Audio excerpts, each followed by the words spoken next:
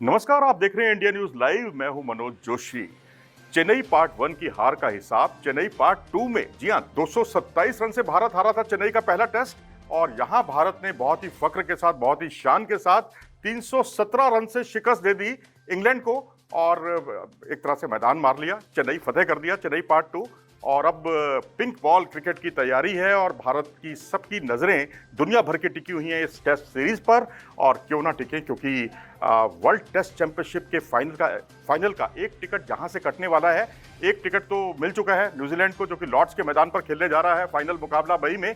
और अब भारत लकी होगा, इंग्लैंड लकी होगा या ऑस्ट्रेलिया लकी होगा, वो इस सीरीज से तय होगा।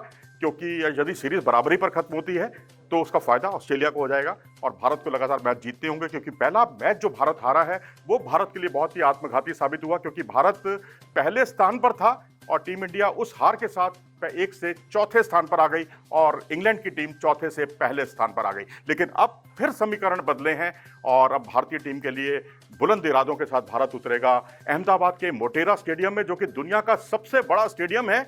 और यहाँ की जो दर्शक क्षमता है इतनी है जो दुनिया में किसी भी क्रिकेट मैदान की नहीं है। फिलहाल इस टेस्ट की अगर हम बात करें तो यहाँ पर भारत की सबसे अच्छी बात ये रही कि भारत टीम एफर्ट से मुकाबला जीता है, ऑलराउंड क्षमताओं से मैच जीता है। कई अच्छे ऑलराउंडर भारत की ओर से दिखाई दिए हैं और जो गलतियां इंग्लैंड ने की हैं दूसरे टेस्ट में, और भारत ने कम से कम उन पहली गलतियों से, जो पहले टेस्ट में जो गलतियां की थी, भारत उससे उबर गया। लेकिन इंग्लैंड तमाम गलतियों से उबर नहीं पाया। ठीक है, मैं मानता हूं कि पिच यहाँ की बहुत ज़्यादा खतरनाक थी, बहुत ज़्यादा स्पिन लेती हुई पिच थी। पहले दिन ही टर्निंग ट्रैक था, पहले दिन लंच तक की गेंद इतनी ज़्यादा घुमावदार थी, इतनी ज़्यादा घूम रही थी कि यहाँ रन बनाना बहुत मुश्किल नहीं था। और पहले दिन लंच पर भारत ने जिस तरह से विकेट खोए हैं और 6 विकेट पहले दिन गिरे हैं, और उसके बाद 15 विकेटों का गिरना दूसरे दिन और 14 विकेटों का गिरना तीसरे दिन, यही जाहिर करता है कि विकेट पर खेलना आसान नहीं था।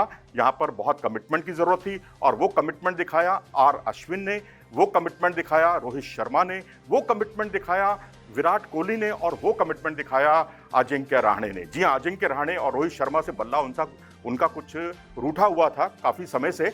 लेकिन यहाँ पर दोनों ही पहली पारी में भारत के नायाब हीरे साबित हुए, क्योंकि रोहित शर्मा जिस तरह से स्ट्रोक्स खेल रहे थे और उनको एक दूसरे छोर पर निरंतर विकेट गिर रहे थे, नियमित अंतराल से विकेट गिर रहे थे।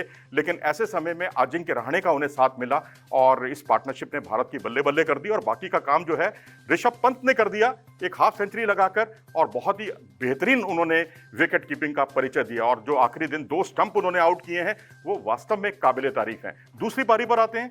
चेतेश्वर पुजारा बेशक नहीं चल पाए, जो भारत की जीत के एक तरह से आधार साबित होते हैं। ब्रिस्बेन हो चाहे तमाम जितने टेस्ट मैच हुए हैं उसमें कहीं ना कहीं इनका पुजारा का योगदान बहुत ही सराहनीय रहा है।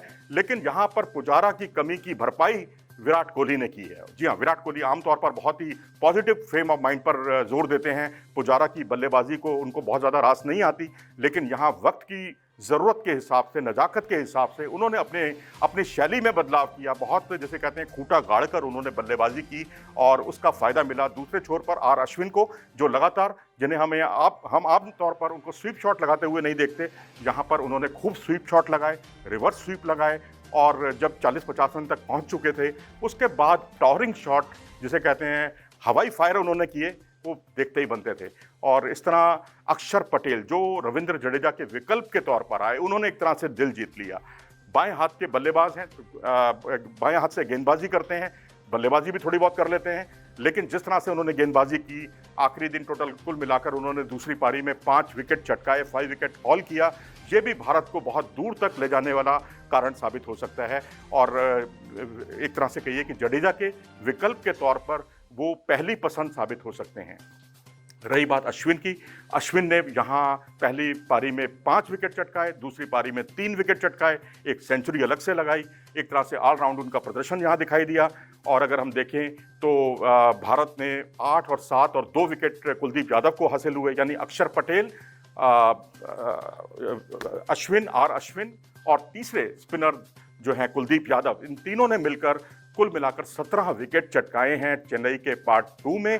और 20 में से 17 विकेट चटकाना यही दर्शाता है कि भारतीय गेंदबाजी पूरी तरह से स्पिनर्स पर केंद्रित थी और आप इसका अंदाज़ा इसी से लगा सकते हैं कि सिराज को इतने लंबे समय के बाद गेंदबाजी के लिए लाया गया और भारत पूरी तरह स्पिनर्स पर केंद्रित था। लेकिन अब अहमदाबाद में स्थितियां बिल्कुल बदली हुई होंगी।